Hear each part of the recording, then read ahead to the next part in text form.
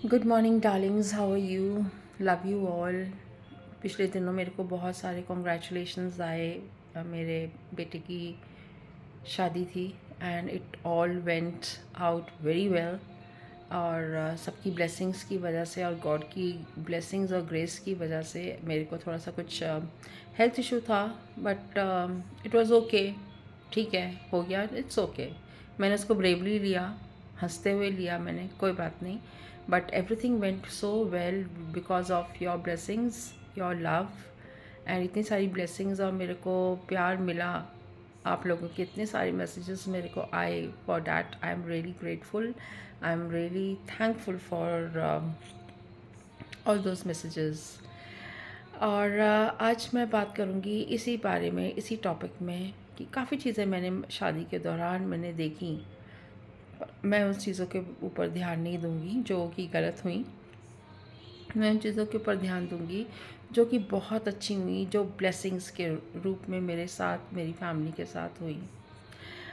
एक शादी जब होती है तो दो परिवार मिलते हैं, ये तो सब आपको पता है। कि आप सोच रहे होगे कि ये सब कहने का क्या मतलब है, ये तो हमें पता ही है। क्या होता है कि एक बॉन्ड होता है, एक बॉन्ड हो जाता है। हम दो फैमिलीज़ एक दूसरे को एक्सेप्ट करते हैं।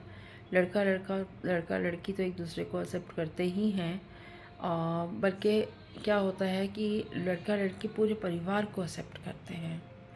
तो मैंने जो इंस्ट्रक्शंस अपने बेटे को देनी थी कि बेटा, उनकी फैमिली, अब जैसे मैं मम्मी पापा हम लोग हैं, वैसे अब वो तेरे मम्मी पापा हैं। तुमने उनके साथ अच्छे से व्यवहार करना है, उनको अपना मम्मी पापा समझना है, उनका ध्यान रखना है।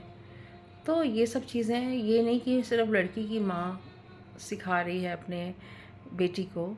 हम अपने जो हम लोग हैं, अपने जिन बेटों के जो माएँ हैं, वो भी कुछ टिप्स अपने बच्चों को देती हैं कि बेटा, तूने बहुत अच्छे से, जैसे कि तुम हमारा ध्यान रखते हो या अपना ध्यान रखते हो, वैसे तुम्हें अपना बेटर हाफ का ध्यान रखना होगा।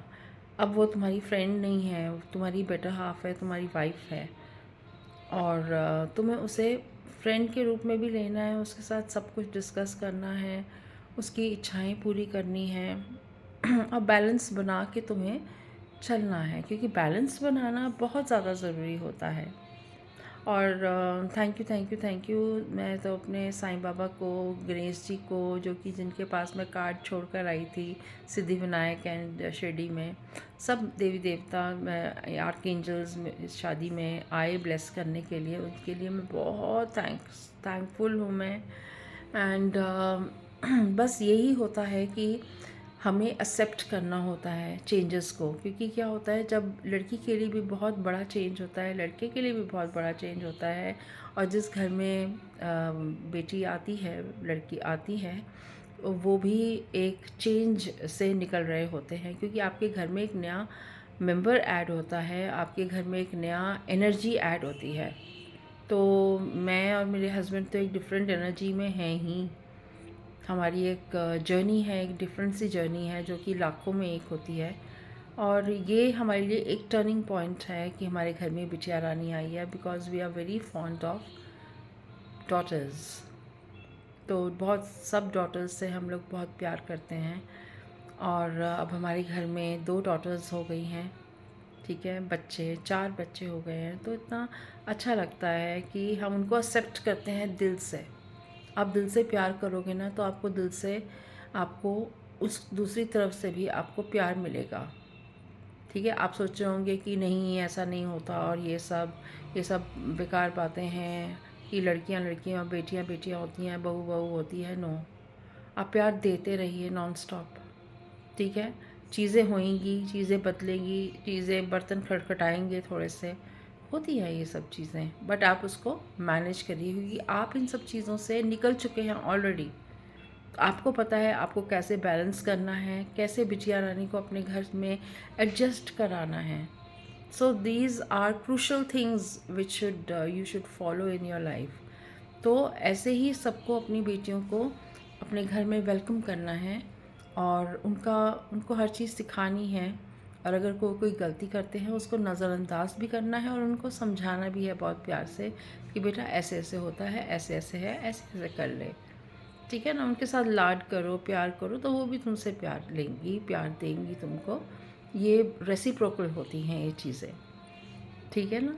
तो आजकल की जो जनरेशन हम लोग हैं जैसे, तो हमने बहुत सारी चीज़ें अपनी लाइफ में देखी होती हैं, तो हम सीखते हैं और हम आगे उनको फॉलो करते हैं और आगे अपने बच्चों को भी फॉलो करवाते हैं।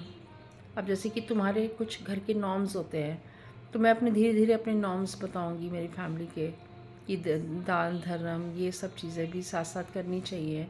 जबकि she is from a very good family, उनका बैकग्राउंड बहुत रिलीजियस टाइप के लोग, मेरे समधी लोग हैं, और खूब अच्छे से दान धर्म ये सब कुछ जानते हैं। वो गॉड फेयरिंग है, सबसे बड़ी बात ये है।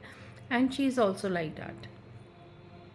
And I really welcome my daughter-in-law, both my daughter-in-laws, and I really love them. And I'll pamper them. I always like pampering. ठीक है ना, लोग कहते हैं नहीं सिर पे नहीं चढ़ाना चाहिए और ये सब, बाद में जाके सिर पे बैठ जाएंगी।